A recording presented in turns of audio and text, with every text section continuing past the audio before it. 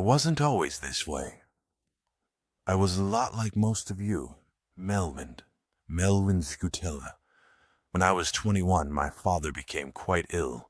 He had developed COPD. Of course, everyone assumed it was the chemicals he worked with, the job he dedicated his life to take care of his family.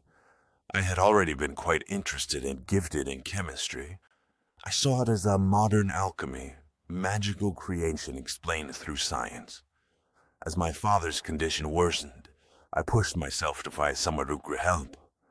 The conventional treatments were worthless, and every step of the way was a futile battle with insurance companies. The debt was accumulating as fast as my faith in his doctors was fading. I had enough. I started my research while I was at Condignus University, one of the leading institutions of scientific research.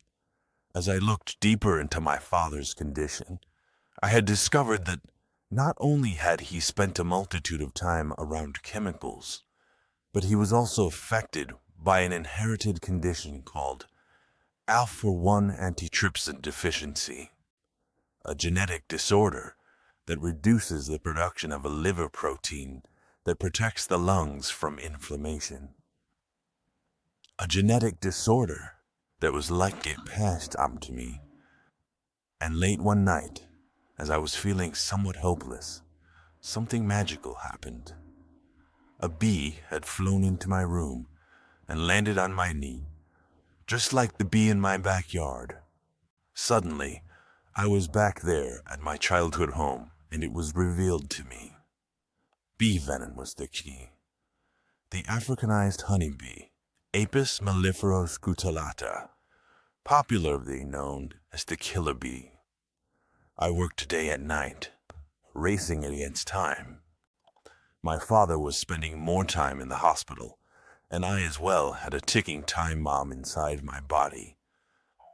In 6 months' time, I had developed a highly promising formula. Experimentation had shown all positive outcomes. There was only one step left: human experimentation.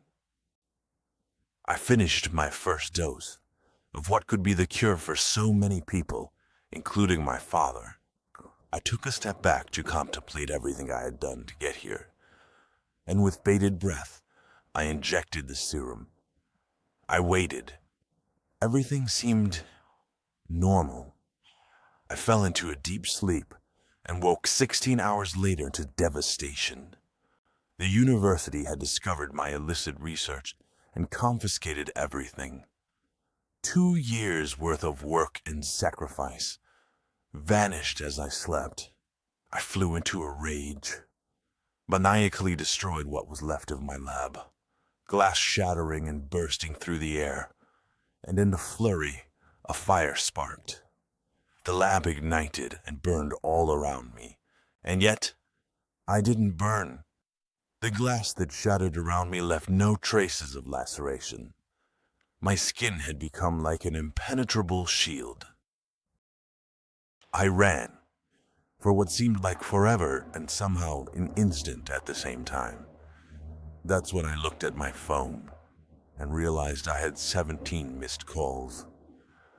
My father had taken his last struggling breath in the parking lot of the hospital after being denied treatment and released, dumped outside like trash by the hospital, operated by Condignus University.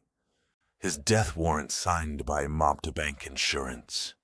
A story that has somehow become common in this world. A world run by sociopaths. The old world is dying, and the new world struggles to be born. Now is the time of monsters. But what is a monster if not those with unlimited money and power who sustain their opulent existence by preying on the weak? They want you to believe, I am the monster. These parasites, these vampires, and these delusional mouthpieces, either bought and paid for or willingly ignorant. I am the monster exterminator.